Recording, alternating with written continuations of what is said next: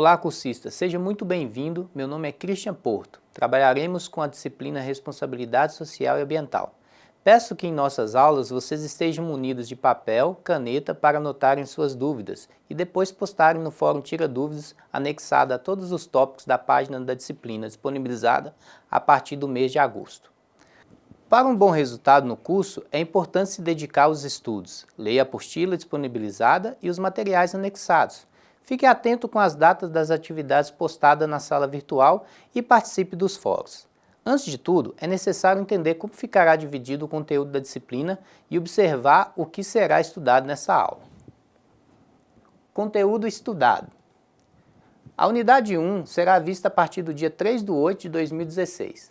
Nela abordaremos 5 aulas. A primeira aula falará sobre os tempos de crises, a segunda aula os problemas ambientais, a terceira aula responsabilidade social, conceitos e definições, a quarta aula responsabilidade social empresarial e a quinta aula modelos de responsabilidade social empresarial. Na unidade 2 será vista no dia 10/8, a unidade 3 no dia 17/8 e a unidade 4 no dia 24/8. Lembrando apenas que você terá apenas uma semana para estudar o conteúdo trabalhado e fazer as atividades postadas. Como vimos, a primeira aula trata de tempos de crises. Para entender melhor este assunto, observe a figura a seguir. Bem, na aula 1, nós vamos falar então de tempos de crise. Esse gráfico aqui da esquerda, ele mostra o crescimento populacional ao longo da evolução humana. Nós temos aqui no início um crescimento bem pequeno. Então você percebe que a população ela quase não crescia, o aumento da população era bem pequeno. Com o passar do tempo e a evolução da ciência, nós percebemos que a população começou a crescer e a partir da década de 30 houve um crescimento então exponencial, porque forma uma exponente dentro da matemática. Esse crescimento, então, como nos vimos, foi exponencial a partir de 1930. O que se deve a esse crescimento? Bom, a gente percebe que a ciência evoluiu muito e, junto com a ciência, trouxe melhorias para a sociedade. Uma dessas melhorias foi o aumento da expectativa de vida. Como a medicina ela evoluiu, criou novos fármacos, novos métodos de salvar a vida, como a penicilina, como anestesia e outras coisas, isso propiciou também o aumento da expectativa de vida. Maior migração para a cidade. As pessoas percebiam que dentro da cidade havia melhor mercado de trabalho, então houve um grande surto de aumento da população das cidades e uma diminuição da população rural. É claro que quando você aumenta a população, você também cria demandas sociais. Você precisa mais trabalho, precisa de mais saúde, mais hospitais, mais escolas, e isso também gera um início de uma crise social. Vamos pensar um pouco. Crescimento de uma população exige mais infraestrutura, mais profissionais bem preparados, mais hospitais, escolas, empresas e indústrias. O problema é que o crescimento é tão rápido que não dá tempo para suprir a necessidade da população, gerando uma crise social. Para entender esse contraste, veja o esquema abaixo. Contrastes do crescimento. Bem, na década de 30, o contexto mundial e o contexto do Brasil estavam envolvidos em algumas situações. Nos Estados Unidos e no mundo, houve a quebra da Bolsa de Valores, que gerou um impacto imenso em todo o mundo.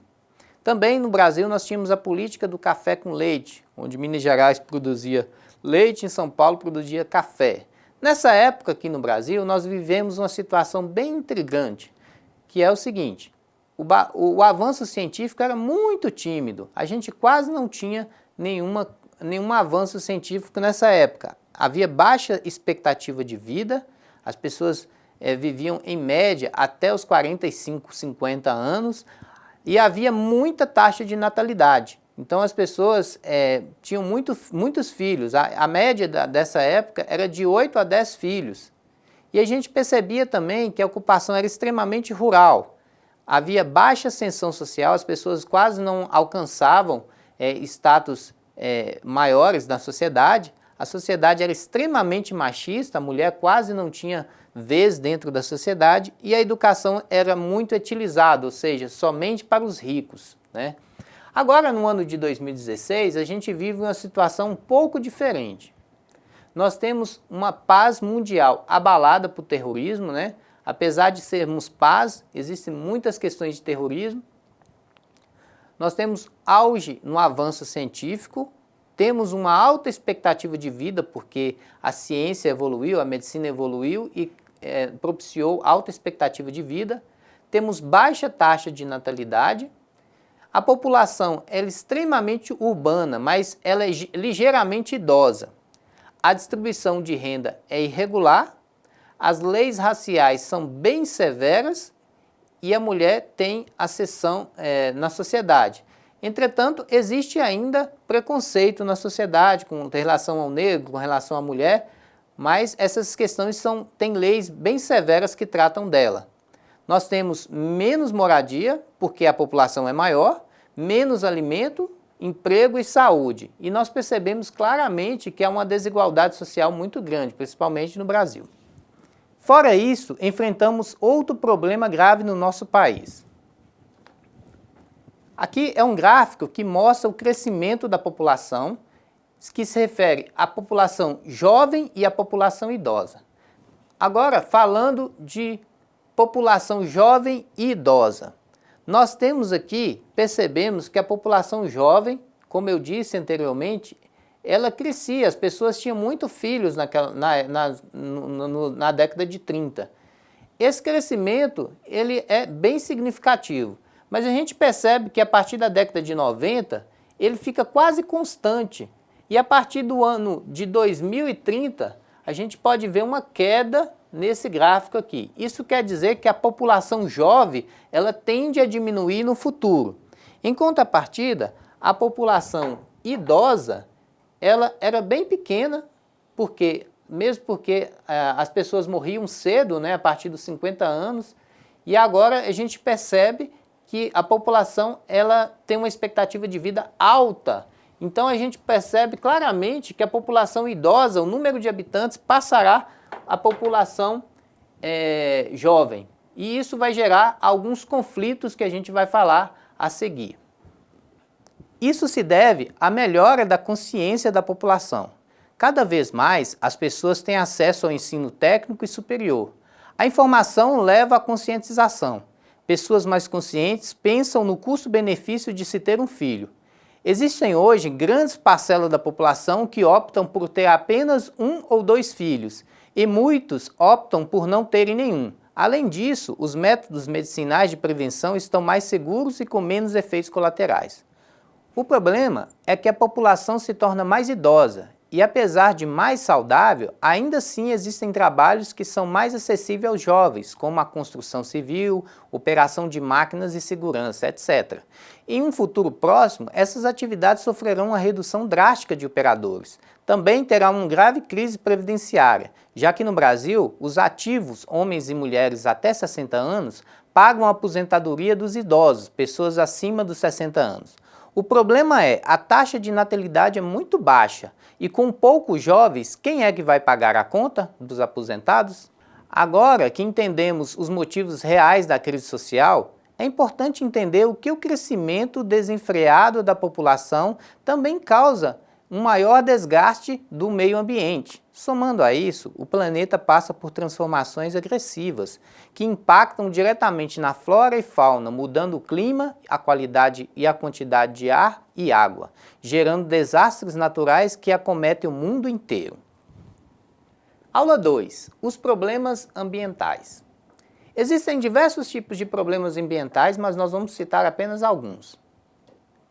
O aumento do efeito estufa, o aquecimento global, derretimento das calotas polares, a desflorestação, o aproveitamento abusivo dos rios, a destruição da camada de ozônio, as chuvas ácidas, o clima urbano irregular, os resíduos perigosos e a escassez de água. A grande pergunta é: o que podemos fazer para ajudar? Existem algumas ações que nós podemos fazer para ajudar o meio ambiente. Primeira grande ação é você não jogar o lixo fora do lixo. Sempre joga numa cesta e separado para fazer a reciclagem. Espalhe a notícia sobre o meio ambiente. Isso aqui é fundamental para ajudar as pessoas a conhecer o problema ambiental que existe atualmente e como podemos ajudar. Cuide das plantas, sempre plante na sua casa ou nos meios rurais. Cuide dos animais, não maltrate os animais, principalmente nas regiões serranas e do Amazonas, que tem uma grande extinção de animais, inclusive de espécies raras. Não jogue lixo nas praias ou nos rios. Cuide para que outras pessoas não façam o mesmo, né? É importante preservar os rios e as praias. Quando você for para uma praia, pega uma sacolinha, joga todo o seu lixo nela e traz de volta para jogar num lixo apropriado. Participe de projetos que ajudem a comunidade, na sua escola, na sua sociedade, com a prefeitura. Sempre participe desse projeto. Não utilize a água leveniamente, ou seja, não desperdice a água. A água é um tesouro e é um bem que nós estamos muito precioso, que a gente está perdendo e a gente tem que proteger esse recurso. Crie projetos de preservação da água para que esse bem não venha ser escasso. Cuide do lixo com a separação, principalmente do lixo. O lixo reciclável ele deve ser separado por metais, orgânico, vidro. Sempre cuide da separação do lixo. Não utilize embalagens de isopor em piqueniques ou embalagens que não são biodegradáveis e sempre recolha o lixo na hora que você for embora. Leve um saco de lixo para a praia para recolher o lixo, como eu disse, né? Não jogue nada de linha de pesca em água, depois de você terminar a pesca, recolha tudo que você utilizou e leve para casa. Evite a poluição sonora, carros com sons muito altos, isso prejudica a população de uma forma geral, né? Principalmente perto de escolas, de hospitais. Evite poluição visual, tem gente que pincha o muro, coloca desenho, isso também atrapalha a sociedade porque a pessoa ela já é estressada naturalmente e ela vendo alguns palavrões e algumas insígnias no muro, e isso prejudica o dia da pessoa, né? Então evite essa poluição visual. Escolha brinquedos ou embalagens que sejam biodegradáveis. Cuide da preservação dos animais para que eles não sejam extintos, né? Utilize de projetos para a sua escola, na sua sociedade, no seu bairro, para preservar os animais. Proteja e utilize produtos de limpeza biodegradáveis. Isso aqui é muito importante porque nós sabemos que a camada de ozônio ela sofre uma agressão muito grave e a gente tem que utilizar de produtos biodegradáveis para não agredir o meio ambiente. Lute contra as matanças indiscriminadas dos animais. Não jogue lixo pelas janelas do carro, né? Sempre coloque num saquinho, jogue num lixo específico. E contribua com o meio ambiente para que as pessoas da geração futura possam também aproveitar o meio ambiente. As empresas também podem ajudar atuando em 4 grandes frentes. A primeira grande frente é a prevenção da poluição. Como que as empresas podem atuar? Elas podem atuar na redução de emissão de gases atmosféricos, no controle de descargas de efluentes, no gerenciamento de disposição de resíduos sólidos, na restrição à liberação de produtos químicos perigosos, na monitorização de outras formas de poluição, como odor, barulho, vibração, radiação e agentes infecciosos. Outra grande frente que as empresas podem atuar é no uso sustentável de recursos, trabalhando com eficiência energética, atuando com a qualidade da energia, conservação e recursos de água, menor utilização dos recursos naturais. Isso aqui também é muito importante, que também é a adaptação às mudanças climáticas. Ela pode atuar minimizando a emissão de gases de efeito estufa, reduzindo a vulnerabilidade e adaptação das mudanças climáticas. E por último, as empresas podem atuar na proteção do meio ambiente e na restauração dos ecossistemas, valorizando e protegendo a restauração dos ecossistemas, valorização e restauração da biodiversidade, uso sustentável de terra, desenvolvimento urbano e rural, respeitando o meio ambiente. Como vimos, a sociedade e o meio ambiente pedem socorro. Precisamos de mudanças rápidas e concretas que possam minimizar os impactos gerados pelo crescimento populacional. Para tanto, foram criados conceitos e padronizações conhecidas como responsabilidade social e ambiental, a famosa RAS. Existem dois conceitos importantes para compreender a responsabilidade social. Aula 3, RAS, conceitos de responsabilidade social. Para Patrícia Ashley, uma importante pesquisadora dessa área, a responsabilidade social pode ser definida como o compromisso que uma organização deve ter para com a sociedade, expresso por meio de atitudes que afetem positivamente e agindo proativamente e coerentemente no que tange ao seu papel específico na sociedade e a sua prestação de conta com ela. Segundo o Instituto Ethos, também um importante instituto, é a forma ética e responsável que a empresa desenvolve todas as suas ações, suas políticas, suas atitudes, tanto com a comunidade quanto com o seu corpo funcional. Ash Carroll é uma das autoridades no estudo de responsabilidade social, principalmente voltado para empresas. Carroll propôs inicialmente um modelo conhecido como a base da cadeia e posteriormente esse modelo passou a ser piramidal, separando em 4 blocos: responsabilidade econômica, responsabilidade legal, responsabilidade ética, filantrópica, também conhecida como responsabilidade discricionária. Aqui está a responsabilidade da base que eu acabei de falar com vocês, que é formada uma cadeira, onde a base é a responsabilidade legal, econômica, ética e discricionária. Mas ela passa a ser conhecida como piramidal, porque ela tem a base formada pela responsabilidade econômica. Muitos acham que essa responsabilidade não é importante, mas a responsabilidade econômica é a base para que tenha as outras responsabilidades. Sem um lucro, a empresa não consegue atuar nas outras responsabilidades, que é a responsabilidade legal, então ela deve estar atenta a obedecer todas as leis, legislações e códigos impostos à empresa.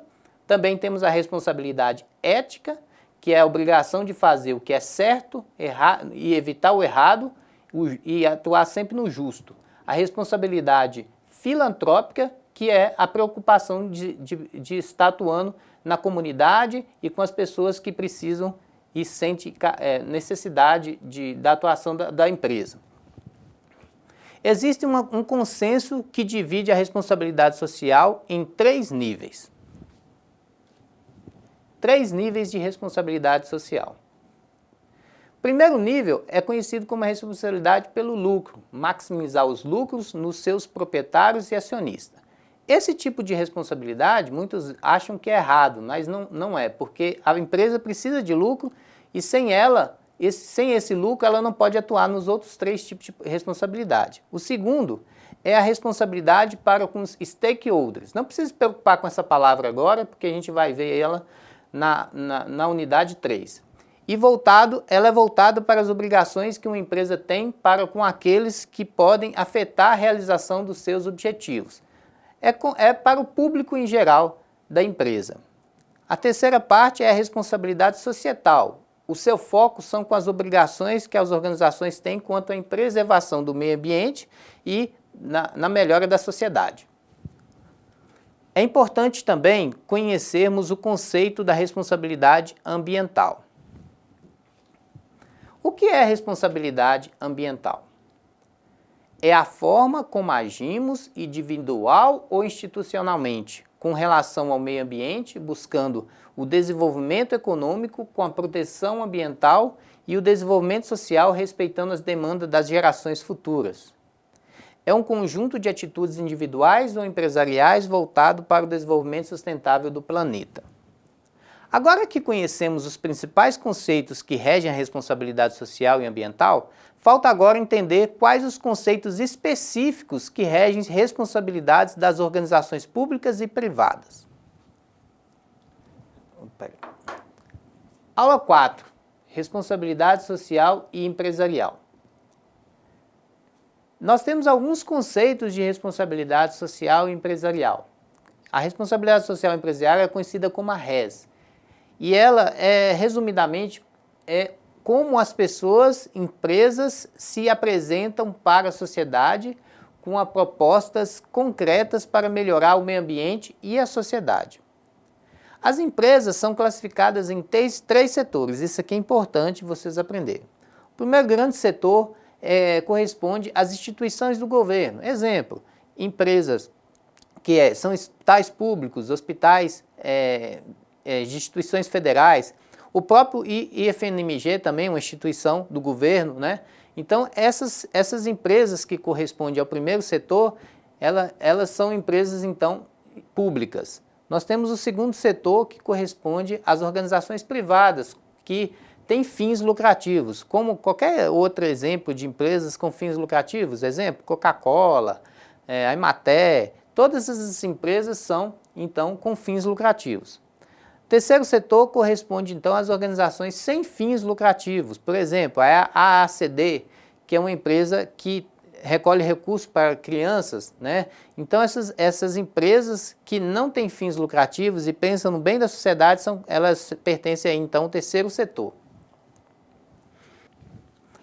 Como dito, o terceiro setor ajuda a sociedade sem fins lucrativos. Mas quais são os principais tipos de organizações que atuam nesse setor? O terceiro setor, ele vai ficar subdividido em filantropia, que corresponde à relação social com a comunidade, onde se doa dinheiro ou bens e serviços a favor de instituições ou pessoas. Nós temos também a doação, que é um ato no qual a pessoa a doação, no qual uma pessoa ou organização doa gratuitamente um bem a outra. Temos também o assistencialismo, que quando uma pessoa, organização ou associações auxilia aos mais pobres, com alimentos, remédios, etc. Mas não tem um resultado em longo prazo, contribuindo para a continuidade do problema. Exemplo de assistencialismo é quando acontece um desastre, por exemplo, né, uma chuva que deixa desabrigados. Isso aí é um assistencialismo, porque você vai resolver aquele problema imediato da pessoa, mas não é a longo prazo. Assim que a demanda ela é sanada, acaba-se então o assistencialismo. Espero que vocês tenham entendido então o terceiro setor. Mas você deve estar se perguntando, já é difícil as empresas conseguirem lucro em um mercado tão competitivo, com a mão de obra e impostos ainda matéria-prima cara? Será que existe alguma empresa que aplica o conceito da responsabilidade na sua administração? Sim, existem empresas que se preocupam com esse tipo de negócio. E nós vamos ver aqui nessa aula 5 os modelos de responsabilidade que a gente tem. A primeira grande empresa é a Steel. Ela trabalha com produção eficiente, com a redução de gastos e reaproveitamento do lixo. Temos também a Kraft, que desenvolve projetos com a comunidade onde estão inseridas as suas fábricas e possui importante parceria com a AACD, Associação de Assistência à Criança Deficiente. Temos a HP, que ela propicia ações de sustentabilidade com o desenvolvimento de produtos de fácil atualização e tecnologia sustentável. Queria lembrar que não estamos fazendo propaganda para ninguém, estamos apenas mostrando alguns exemplos de empresas que se preocupam com a responsabilidade social e ambiental. Ainda podemos citar várias outras empresas, como é o Banco do Brasil, Volkswagen, Coca-Cola e etc. E cada vez mais são as empresas que aderem a esse modelo de negócio, contribuindo com a melhoria do meio ambiente e a sociedade.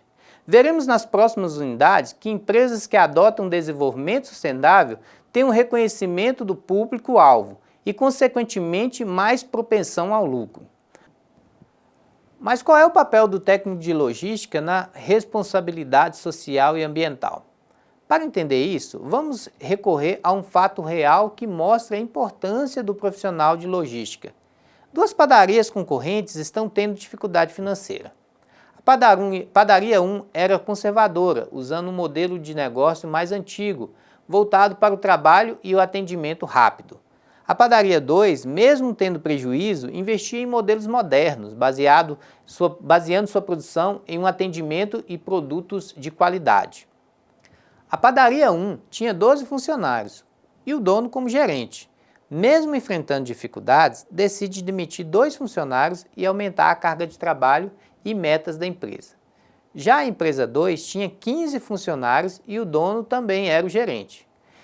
Entretanto, o dono percebeu que, mesmo enfrentando dificuldades, precisava de um gerente de logística para aumentar o desempenho e a lucratividade. Após alguns meses, a padaria 1 continuava dando prejuízo e necessitava decretar falência. A padaria 2, por sua vez, mesmo tendo mais funcionários, gerou mais receita e um pouco mais de um ano conseguiu abrir 2 novas filiais. Mas o que aconteceu? Ao contratar o gerente de logística, o dono da padaria superou sua crise financeira e ainda conseguiu abrir novas frentes de trabalho. Como vimos, demitir não é o segredo de sucesso. No primeiro mês, o gerente contratado apenas acompanhou a jornada de trabalho, gerenciamento de estoque, a fabricação dos produtos, a compra de insumo, os atributos e impostos atrasados, as leis e imposições dos órgãos de vigilância, a postura do dono da padaria para com seus empregados. Após esse período de observação, o gerente então atuou em vários setores do estabelecimento, criando projetos, estabelecendo metas e adequações na forma de trabalho. Aqui nesse slide a gente vai perceber que nós temos aqui o que aconteceu na gerência. O gerente de logística, a primeira coisa que ele percebeu é que existia muitas taxas e impostos atrasados na padaria. Então, automaticamente, ele colocou em dia essas contas e isso fez com que a credibilidade da empresa aumentasse e o rendimento da empresa foi de 10% de lucratividade. O gerente também percebeu que alguns funcionários não estavam mal alocados e eles não trabalhavam com tanta eficiência. Automaticamente, ele alocou os funcionários em posições estratégicas e isso aumentou a lucratividade da empresa em 15%. Também, ele percebeu que a empresa tinha muito desperdício de água, energia e matéria-prima. E isso reduzia muito a lucratividade da empresa. Então, o que ele fez? Ele promoveu projetos que fariam com que os servidores, as pessoas, atuassem na proteção da água, atuando com proteção de energia e também da matéria-prima. Isso promoveu um rendimento de 15% para a empresa. Também, ele percebeu que era possível conseguir lucros com a venda de materiais recicláveis, como óleo, papelão, plástico e etc. E isso promoveu um lucro de 20% a mais para a empresa. O gerente percebeu também que era possível ter marketing com promoções sociais. Ele percebeu que as pessoas estavam preocupadas com as questões ambientais e sociais. E essas mudanças que eu acabei de falar com vocês, fez com que os clientes trouxessem mais clientes e consumissem mais. E isso gerou um aumento de 10% na lucratividade. Além disso, a empresa iniciou o lucro participativo. O que é isso? Os servidores da empresa participavam de uma parcela do lucro da empresa. E isso fazia com que os funcionários se empenhassem mais em vender. Existem exemplos de funcionários que vendiam na própria casa porque ele ganhava sobre isso também. E isso gerou 20% a mais na lucratividade. Por último, ele percebeu que o dono da empresa ele não tratava os seus servidores e as leis e as taxas da empresa como deveria. Então ele trabalhou também junto ao dono da empresa para que ele fosse um servidor mais eficiente. E isso gerou também 10% na lucratividade. Concluindo, Nessa somatória aí, o gerente de logística, que foi contratado pela padaria, ele propiciou 100% de ganho líquido para a empresa. E isso permitiu que a empresa gerasse novas filiais. Daí vocês percebem como pequenas atitudes de um gerente de logística bem instruído pode aumentar o negócio da empresa. Como vimos, um bom profissional de logística deve estar preparado para os desafios que a empresa terá em termos de legais, sociais, ambientais e sobretudo, gestão de pessoas e finanças. Deverá conhecer todas as leis, acordos, padronizações, selos que a empresa está subordinada e ter propostas concretas capazes de gerir a lucratividade com redução de gastos e marketing social e ambiental. Mas não se preocupe, que até o final do curso você terá uma boa base de formação em responsabilidade social e ambiental. Mas depende de você aprofundar seus conhecimentos e atualizar periodicamente os seus conceitos. Lembre-se, o mercado está em crescimento, por isso é necessário se atualizar e se adequar às constantes mudanças da sociedade e economia. Queria falar um pouco também sobre a conexão com a qualidade. A evolução da responsabilidade social. Os valores das organizações essenciais, nós temos a ética, a comunidade, a cidadania, a força de trabalho, a saúde pública e a segurança. Nós vemos aqui uma linha muito interessante. A boa vontade de fazer a caridade, ela vai atuar nessa linha, que vai ser uma crescente. Existem outros fatores, como o estudo da viabilidade econômica, os critérios do Ball-Grid, a qualidade que está relacionada às ISOs, que a gente vai falar na unidade 3 e 2. Nós temos também as questões ambientais, que também é a ISO 14001. Nós temos também a pressão pública e a governança. Isso tudo vai gerar uma evolução das partes que compõem a responsabilidade social. Esse contexto aqui deve ser muito bem estudado pelo técnico de logística. Isso aqui faz com que a empresa tenha rendimentos ou não. Se a empresa não observar esses pontos que eu acabei de citar, ela tem uma perda de lucratividade muito significativa, que a gente vai ver na unidade 2. Agora eu gostaria de falar também sobre o desenvolvimento nas suas 3 versões. Nós temos então o desenvolvimento econômico, que eu acabei de falar com vocês que ele é muito importante, porque sem ele a empresa não consegue alcançar as outras metas que vai permitir os outros tipos de desenvolvimento. Nós temos o desenvolvimento econômico, que está relacionado à maximização do retorno do capital, ou seja, a empresa ela investe e ela quer ver o retorno. Então, sem o retorno, ela não pode investir em outras áreas. Então, tem 2 palavras importantíssimas que a gente tem que entender: investidor e empreendedor. O que é um investidor? O investidor é aquela pessoa responsável pelo investimento, pela participação do capital dentro da empresa. E nós temos aquela pessoa também relacionada ao empreendedorismo, que ela pensa em projetos e em métodos que vai aumentar a lucratividade da empresa. Isso tudo dentro do desenvolvimento econômico, que é uma base importantíssima da sustentabilidade. Sem ela, como eu disse, nós não podemos alcançar as outras bases. Nós temos então a responsabilidade social, que nós demos os conceitos anteriormente, tá? Falamos que a responsabilidade social, as empresas têm que estar atentas ao que a sociedade tem, às demandas da sociedade. Ela tem que estar preocupada com a cidadania, a geração de emprego, o engajamento das partes interessadas. Então, a responsabilidade social como um toda, ela vai se preocupar com a palavrinha que a gente vai ver na unidade 2, conhecida como stakeholders, né, que a gente vai falar na unidade 2. E por último, essas sustentabilidades têm a base na gestão ambiental. Sem a gestão ambiental, as empresas também não conseguem marketing. E essa gestão ambiental tem que se preocupar com a preservação de recursos naturais, com a ecoeficiência, com a energia renovável. Isso tudo aí gera para a empresa uma sustentabilidade. Principalmente nessas épocas de crise, as empresas que estão preocupadas com essa base, com essas três bases que eu acabei de falar, com a econômica, com a responsabilidade social e com a ambiental, ela tem uma propensão muito maior a ser estáveis nessa época de crise. O que o gera, então, é esse triângulo chamado responsabilidade através da sustentabilidade.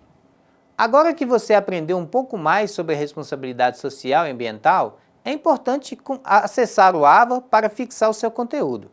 Leia todos os anexos e observe as datas das atividades. E participe dos fóruns. Fique com Deus e até a próxima.